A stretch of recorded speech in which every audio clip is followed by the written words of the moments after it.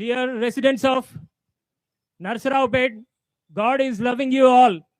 మా ప్రియమైన నరసారావుపేట వాసులారా, ప్రభువు మిమ్మల్ని ప్రేమిస్తున్నాడనేటువంటి సంగతిని మీకు తెలియజేస్తుంటున్నాం. Today, in this hot sun, as a church, we come to you in the midst of all of you. ఈ మధ్యాహ్న కాల సమయంలో ఎండ వేడిలో కూడా సంఘముగా దేవుని బిడ్డలముగా మీ మధ్యలోనికి మేము వచ్చి ఉంటున్నాం. Why? Because we want to tell you the good news of Lord Jesus Christ. కారణం ఏంటనంటే యేసుక్రీస్తు ప్రభువారిని గురించినటువంటి సంతోషకరమైన శుభవర్తమానమును మీకు తెలియజేయడానికనే వచ్చి ఉంటున్నాం. You may be wondering that why these people are coming in this hot sun. బహుశా మీరు ఇంత ఎండ వేడిములో ఎలాగునా ఎందుకొరకు ఈ ప్రజలు వస్తున్నారని మీరు ఆలోచిస్తూ ఆశ్చర్యపోతూ ఉండవచ్చు. Dearly beloved, in the Holy Bible says, for God so loved the world that he gave his only begotten son, whosoever believeth in him shall not perish but have everlasting life. పరిశుద్ధమైన Bible గ్రంథం ఇలాగున సెలవిస్తుంది, దేవుడు లోకమును ఎంతో ప్రేమించెను కాగా ఆయన తన అద్వితీయ కుమారునిగా పుట్టినవాని యందు విశ్వాసముంచు ప్రతివాడును నశింపక నిత్య జీవం పొందినట్లుగా ఆయనను అనగా యేసు ప్రభువారిని అనుగ్రహించెను. Dearly beloved, today the good news is that God is loving each and every one of you. ప్రియమైన వారలారా, సంతోషకరమైన సువర్తమానం ఏంటిదనంటే దేవుడు ప్రభువైన యేసుక్రీస్తు వారు మీలో ప్రతి ఒక్కరిని కూడా ప్రేమిస్తున్నాడు. Whatever might be and whoever you might be and whatever your caste, whatever your creed might be, but remember one thing, that God is loving you. నీవు ఎంతటి వాడవైనా, ఎలాంటి వాడవైనా, ఎలాంటి పరిస్థితులకు వెనుక చరిత్రలకు చెందినటువంటి వాడవైనా సరే యేసుక్రీస్తు ప్రభువారు నిన్ను ప్రేమిస్తున్నాడు. Why? Because God has created each and every human being in his own image.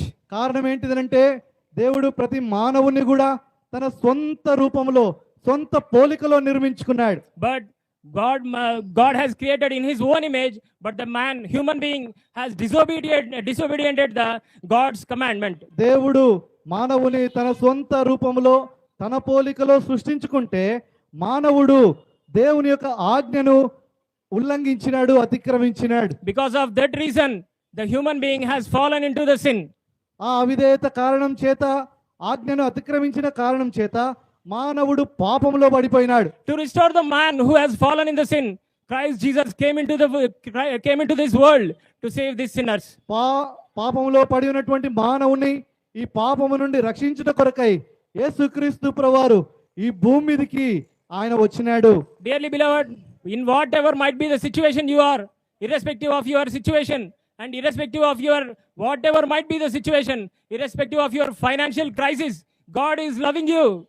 నువ్వు ఎలాంటి స్థితిలో ఉన్నా, నువ్వు ఆర్థిక ఇబ్బందుల్లో ఉన్నా, లేకపోతే ఎలాంటి పరిస్థితిలో ఉన్నా సరే నీ పరిస్థితిని బట్టి యేసుక్రీస్తు ప్రభువారు నిన్ను ప్రేమిస్తున్నాడని నిన్ను తెలియజేస్తుంటున్నాం. Dearly beloved, we want to remind you one thing, that God can change your situation at any point of time. నీ జీవితంలో నువ్వు వెళ్తున్నటువంటి పరిస్థితులను దేవుడు మాత్రమే మార్చుటకు శక్తి కలిగినటువంటి వాడని మీకు తెలియజేస్తున్నాం. For that reason, Christ Jesus came into the world and he shed his precious blood. ఆ కారణము కొరకై యేసుక్రీస్తు ప్రభువారు ఈ భూమి మీదకి వచ్చి తన ప్రశస్తమైన పరిశుద్ధమైన రక్తాన్ని చిందించినాడు. Today his blood is in everybody is near. ఈ దినాన యేసుక్రీస్తు ప్రభువారికి రక్తము సమీపముగా ఉంది. If you confess your sins, God is faithful and just that he will cleanse you from all your sins. నీ పాపములను నీవు ఒప్పుకున్నట్లయితే ప్రభువు నమ్మదగిన వాడు, నీతిమంతుడు గనక నీ పాపములన్నింటినీ క్షమించి సమస్త దుర్నీతి నుండి నిన్ను కడిగి పవిత్రునిగా చేస్తాడు. He can change your life. నీ జీవితాన్ని మారుస్తాడు. He can change your situation. నీ పరిస్థితులను మారుస్తాడు. He can change your financial crisis. నీ ఆర్థికమైనటువంటి సమస్యలను తీరుస్తాడు. He can change your family's problems. నీ కుటుంబ సమస్యలను ఆయన తీరుస్తాడు. Believe on Lord Jesus Christ. ప్రభువైన యేసునందు విశ్వాసం ఉంచుము. Ask forgiveness for your sins. నీ పాపముల క్షమాపణ కొరకు ఆయనను వేడుకో. For that reason, Lord Jesus Christ came into the world and shed his precious blood. ఈ కారణము కొరకై యేసుక్రీస్తు ప్రభువారు ఈ లోకానికి వచ్చి ఆయన ప్రశస్త రక్తాన్ని కార్చినాడు. Dearly beloved, whoever you might be, you need not change your caste or your creed. You can ask your forgiveness for your sins and you can be cleansed. ప్రియమైన సహోదరుడా, సహోదరి, నీవెవరమైనా సరే మిగతా వాటిని గురించి కాదు కానీ నీ పాపముల క్షమాపణ కొరకై నువ్వు వేడుకుంటే ఆయన నీ పాపములన్నిటిని కూడా క్షమిస్తాడు, నిన్ను పవిత్రపరుస్తాడు. In the Holy Bible, Lord Jesus Christ says, I am standing at the door and knocking. Whosoever open at the door, I will come into him and we both will supper.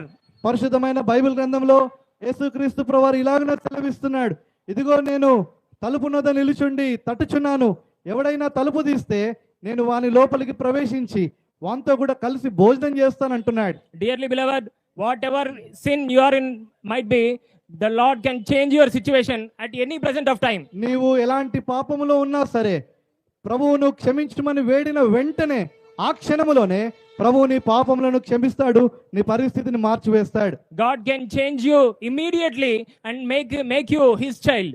వెంటనే నీ పాపములను క్షమించి దేవుడు నిన్ను తన బిడ్డనుగా చేసుకుంటాడు. And he can make you the heir of his kingdom. తన రాజ్యానికి వారసుడిగా నిన్ను చేసుకుంటాడు. So believe on the Lord Jesus Christ, thou shalt be saved. ప్రభువైన యేసునందు విశ్వాసం ఉంచుము, అప్పుడు నీవు రక్షించబడతావు. Believe on the Lord Jesus Christ, thy sins will be forgiven. ప్రభువైన యేసునందు విశ్వాసం ఉంచు, నీ పాపములు క్షమించబడతాయి. Believe on the Lord Jesus Christ, thou shalt be saved and thy household. ప్రభువైన యేసునందు విశ్వాసం ఉంచుము, అప్పుడు నీవు నీ ఇంటి వారందరూ కూడా రక్షణ పొందుదురు.